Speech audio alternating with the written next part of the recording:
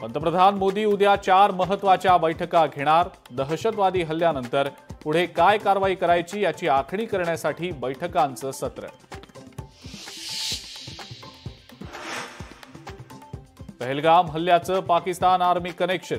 हाशिम मुसा उर्फ आसिफ फौजी पाकिस्तानी सैन्य दलात कमांडो। मुसाकडून दहशतवाद्यांना प्रशिक्षण।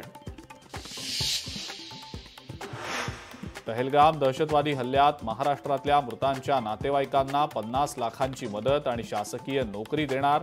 मुख्यमंत्री देवेंद्र फडणवीसांची कॅबिनेटमध्ये घोषणा।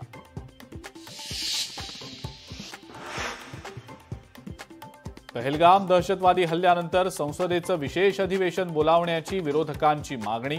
काँग्रेस अध्यक्ष मल्लिकार्जुन खरगेंचं पंतप्रधान मोदींना पत्र। काश्मीरमधल्या 87 पैकी 48 पर्यटन स्थळं पर्यटकांसाठी बंद।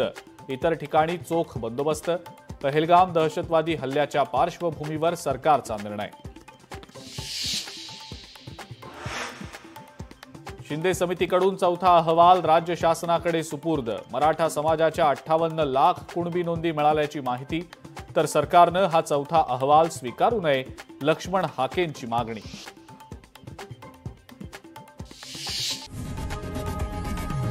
लोकशाही मराठी ऐका, पहा, जागरूक रहा।